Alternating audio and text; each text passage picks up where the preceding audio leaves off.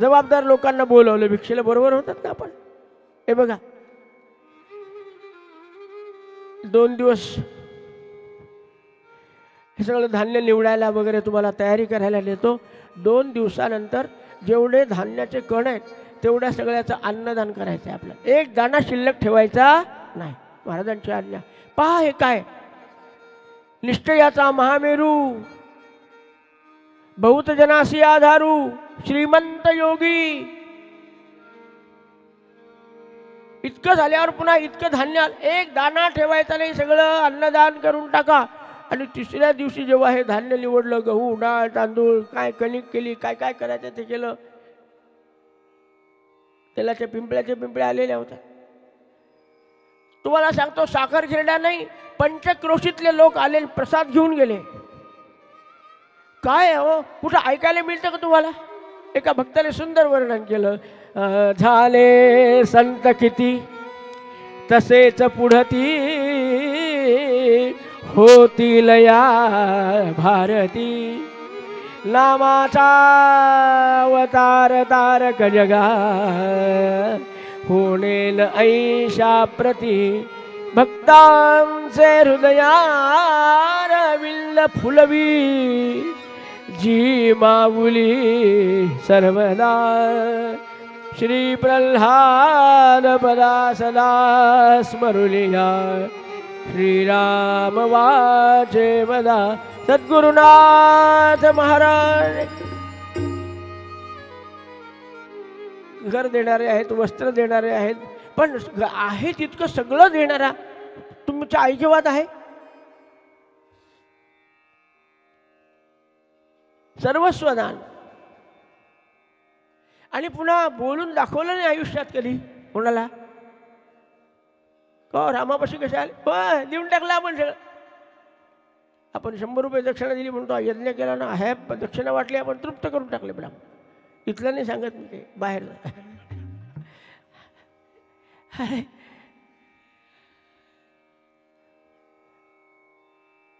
एक शब्द आपल्या तोंडातून काढायचा नाही. सगळं रामानंद कृपा करे करवितो, ते तात मी ले करू. हा जो भाव फार महत्वाचा आहे. हो, आम्हाला एवढंच शिकायला मिळालं महाराजांच्या जीवनातलं तरी आम्ही धन्य होऊन जाऊ. आम्हाला काही महाराजांनी ग्रहदान करायला सांगितलेलं नाही, पण दाता राम सुखाचा, संसारा मान तू प्रभू सेवा. हा संसार माझा नको म्हणू ना. रामदास म्हणे माझा संसार तुझ लागला, संशय वाटतो पोटी, बुद्धी दे रघुनायक.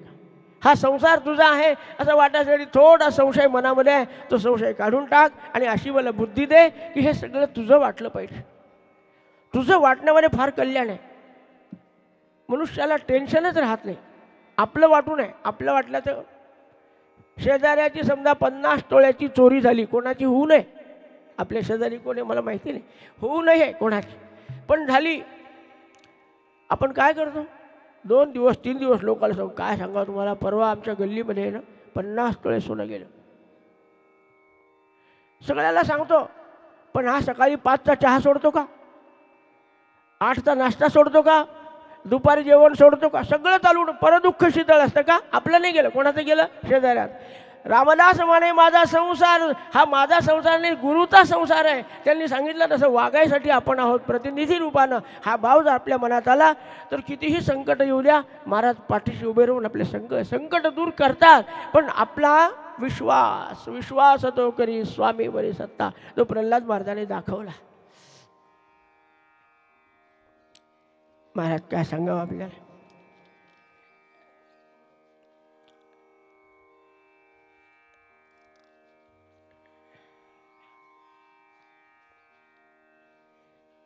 आमच्या नंदुभाऊनी सुंदर पद केलंय. स्वग्रहावरी ते तुलसी पत्र ठेवून प्रल्हादे केले सर्वस्वाचे दान. म्हणणारी मंडळी समोर बसलेली आहे, पण त्यांना वेळ दिला तर माझा कमी पडेल. मी इतका स्वार्थी आहे, सगळं देईल पण वेळ कोणाला देणार नाही. तरी बाळूदादांना माझे 45 मिनिट खाल्ले. असं योग्य केलं, चांगलं केलं, छान केलं.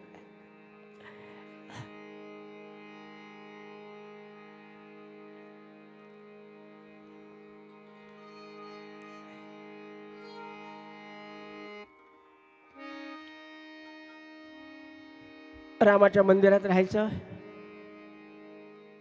बाजूला नाना काळ्याची ओसरी होती, त्या ओसरीवर महाराज यज्ञकुंड बांधून, अग्निहोत्र होतं ना, एवढं सगळं करायचं.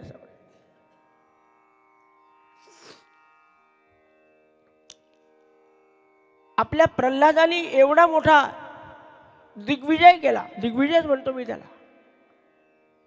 सर्वस्व दान म्हणजे दिग्विजय आहे महाराज. रामानंद महाराजाला समजलं, काय आनंद वाटला. वा, शिष्य कसा असावा? प्रल्हाद शिष्योत्तमासारखा शिष्य असावा. एवढं काम केल्यानंतर भेटावं वाटतं का नाही? यांनाही वाटतच होतं.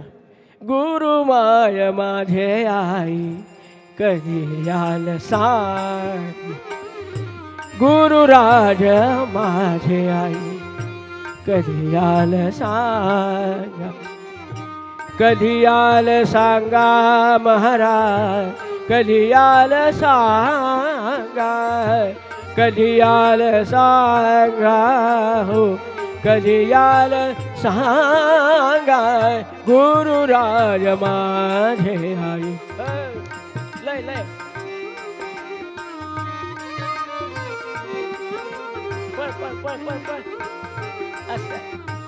गुरुराज माझे आई कधी या, दुष्ट वासनेचे जाळे भवितव्य काळे काळे, दुष्ट वासनेचे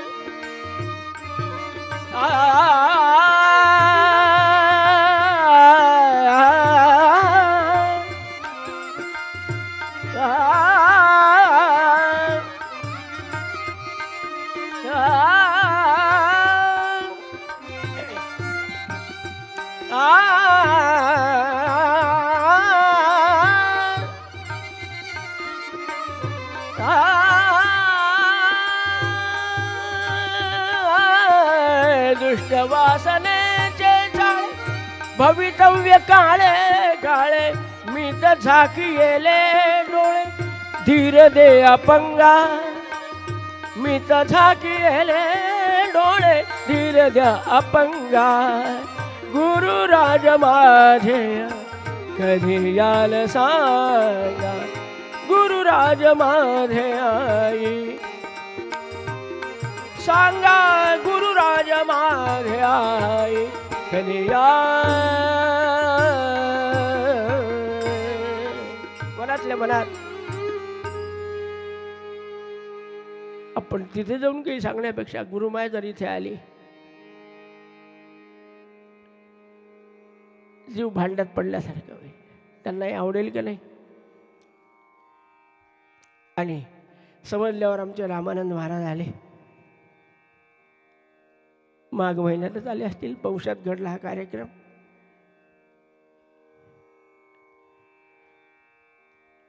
साखरखेड्यात आता प्रल्हाद महाराज जिथे तिथे रामानंद महाराज. आल्यावर रामाला साष्टांग नमस्कार केला. प्रल्हाद महाराजांनी रामानंदाला साष्टांग नमस्कार करण्यासाठी जेव्हा झडप घातली ना,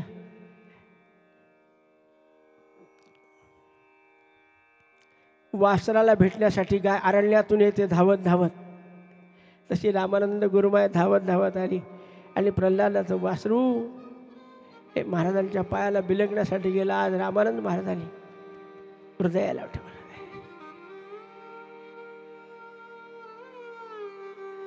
आज हृदयापाशी सद्गुरू आहे. साठविला हरी हृदय मंदिर, त्याची सरली येरधार झालाय सफल व्यापार.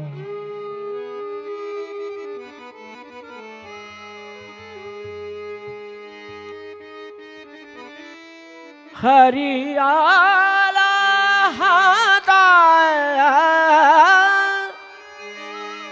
आता कैची भय चिंता,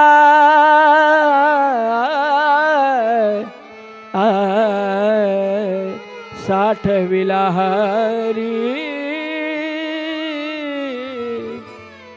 हृदय मंदिरी सद्गुरुनाथ.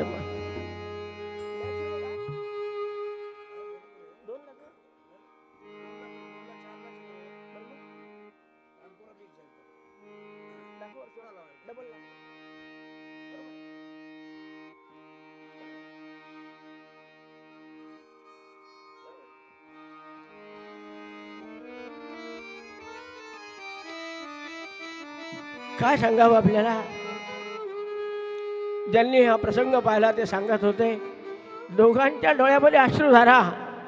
रामानंद महाराजांच्या डोळ्यातून निघणारी अश्रूंनी महाराजांची प्रल्हाद महाराजांची पूर्ण पाठ ओलीगच्च करून टाकली. आणि प्रल्हाद महाराजांच्या निघून डोळ्यातील नेत्र गंगा प्रल्हाद रामानंदांचे पाय धुवू लागली. किती वेळ निघून गेला. चित्रकूट पर्वतावर भगवान श्री रामचंद्राची आणि भरताची भेट झाली. तो प्रसंग आठवा.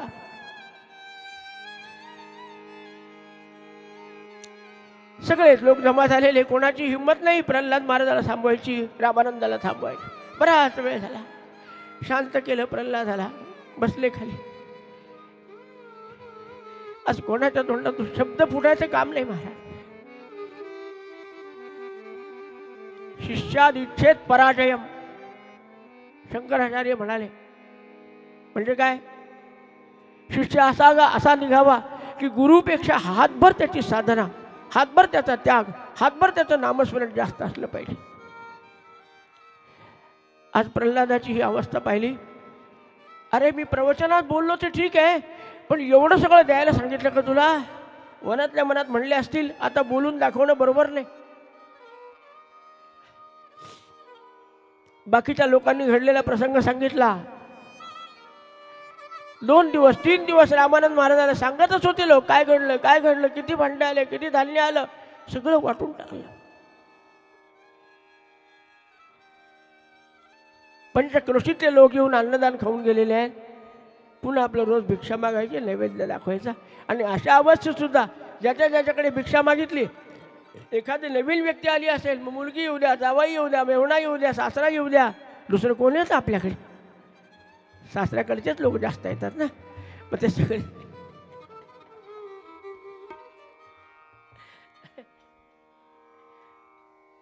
महाराज म्हणायची, या प्रसादाला या बरं का, आपण प्रसादाला या, आपण या.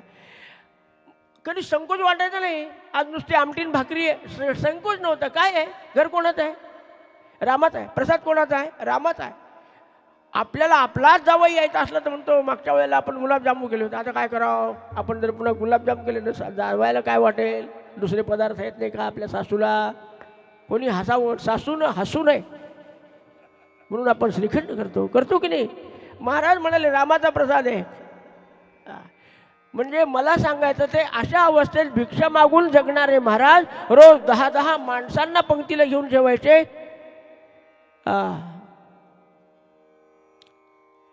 वैराग्याचा महामेरू याला म्हणतात.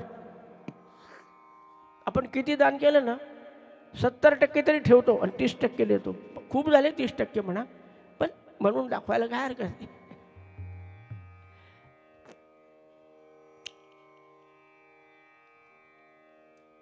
ती ओसरी, ते महाराजांचं राहणं, तिथेच यज्ञ, तिथेच होम, तिथेच सगळं इष्टी. अतिशय व्यवहारी होते रामानंद महाराज. महिनाभरावर काय 3 आठवड्यावर आला होता जालन्याच्या रामनवमीचा उत्सव. आणि रामानंद महाराजांनी सांगितलं, प्रल्हादा, राम मंदिर तिथे प्रल्हाद महाराजांचं वास्तव्य राहिल्याने ते उत्सवामध्ये कमी पडेल असं वाटलं. काय मी म्हणलं ना, फार हुशार होते. काय काय वाटलं असेल सांगण्याला काही अर्थ नाही माझ्या, बरं का. पुष्कळ कंगोरे आहेत या प्रसंगाचे.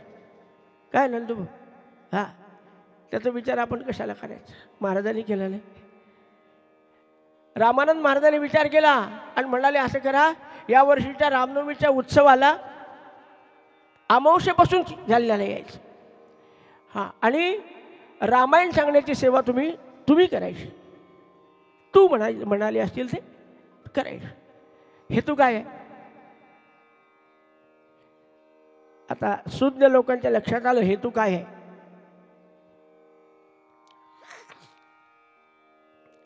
ठीक आहे, महाराज गेले, रामनवमीच्या उत्सवाची तयारी झाली आणि आमचे प्रल्हाद महाराज आपल्या घरातल्या सगळ्या परिवाराला बैलगाडीमध्ये घेऊन, त्या काळात बैलगाडीचा प्रवास, जालना ते साखरखिरडा बैलगाडीचा प्रवास, 2 मुक्काम असायचे, एक अंधेऱ्याला असायचा, एक देऊळगावराजाला असायचा आणि तिसरा जालन्याला यायचा. असं 12शीला निघायचं आणि अमावस्येला पोहोचायचं. आले तिथं सगळी महाराजांची, रामानंद महाराजांनी पूर्ण तयारी केली होती. उत्सवाला प्रारंभ झाला. काय काय दिसत असेल ते भाग्य. हां, गुढी उभारली, कोठी पूजन झालं, सगळं झालं. रामानंद महाराज हातात, प्रल्हाद महाराज अलौकिक आनंदाने त्यांच्या मागे मागे मागे. रामायणाची वेळ आली. प्रल्हादा व्यासपीठावर बसून रामायण सांग. रामानंद महाराज घोंगडीच्या आसनावर खाली बसलेले आणि प्रल्हाद महाराज सिंहासनावर बसलेले, व्यासपीठावर बसलेले. खूप संकोचात होत असेल आमच्या प्रल्हाद महाराजाला, पण गुरुवाक्यम प्रमाणम नमस्कार करून बसले. आणि रामायण काय काय सांगायचे हो. एक रामायण नावाचा ग्रंथच असा आहे की संपूर्ण औदासिन्याने भरलेला आहे बरं का. आणि त्यातल्या त्यात रामरूप झालेले महाराज जेव्हा रामायण सांगतात तेव्हा त्याला काय स्वरूप येत असेल. सारखं डोळ्यातून अश्रूच्या धारा चालू आहे. रामानंद महाराज बसलेले आहेत. या रामायणाचे एक एक प्रताप सांगतो तुम्हाला. आता ओळीनं कथामृत सांगता येत नाही. आता काय आपल्याला अर्धा तास राहिला, आपले दिवस भरले नंदू भाऊ. नागपुरातले आपले दिवस भरले आहेत, काय अर्धा पाऊण तास राहिला आपला.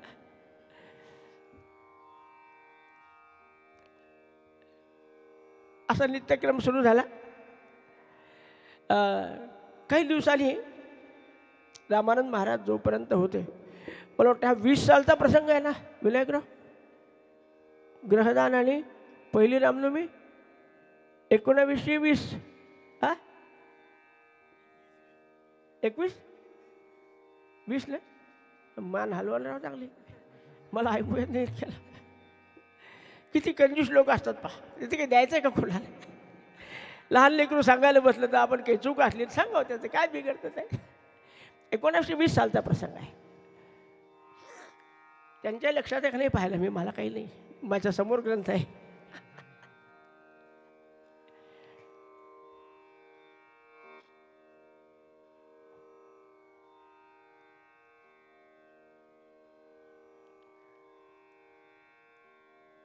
एके वर्षी आमचे प्रल्हाद महाराज रामायण सांगायला बसले. आता 1920 सालापासून दरवर्षी प्रल्हाद महाराज सांगायचे.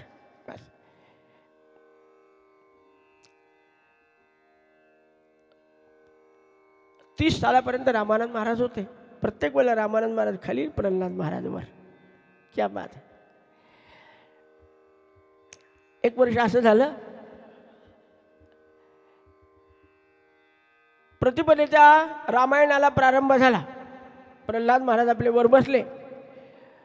उजवीकडच्या खांबाजवळ, आपण जालन्याचं राम मंदिर पाहिलं असेल, दोन्हीकडे 2 खांब आहेत.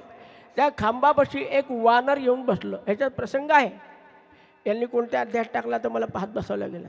आता सगळी गोळाबेरीज मांडायची अर्ध्या तासात आपल्याला. तर ते वानर येऊन बसलं. आता मला सांगा, इथं जर एखादं वानर येऊन बसलं, आपलं कसं होईल. माकड ते असलं तरी चाळे आपण करू. त्याला काढून द्या, इकडे व्हा तिकडे व्हा, हे करा ते करा, आपण उठून जाऊ, मागच्या खुर्चीवर बसू, काहीतरी करू ना. रामानंद आमच्या प्रल्हाद महाराजाच्या लक्षात आलं. प्रल्हाद महाराज हे बघा, त्यांना बसू द्या. काय म्हणले आपण, काय म्हणलो, त्या माकडाला काढून द्या बरं म्हणलो असतो की नाही. एखादी पोळी टाकून द्या, देऊन द्या त्याला. प्रल्हाद महाराज म्हणले त्यांना बसू द्या, तुम्ही तुमच्या जागेवर बसा. हां, आणि असं एक दिवस नाही, चरित्रात वाचा, आपल्याला लक्षात येईल. मी गप्पा मारत नाही. 9च्या 9 दिवस ते वानर येत होतं आणि रामायण ऐकत होतं. आणि महाराज सांगत होते. काय चेहरा दिसत असेल महाराजांचा. मारुती नाही खुश आमची. अहो त्याला वरदानच आहे.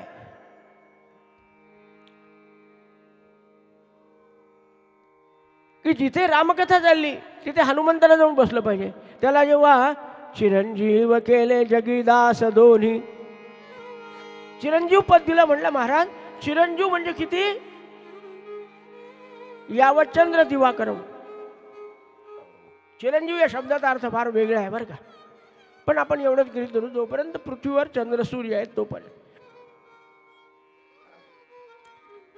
म्हटलं इतके दिवस जगून मी करू काय? आता काही पुन्हा इंद्रजिताला मारायचं नाही, आता कोणत्या लंकेवर सेतू बांधायचा नाही, कामं सगळे झालेले आहेत, मी करू काय? मी वळवळ करणारा माणूस मी इतके दिवस काय? अरे एक काम कर,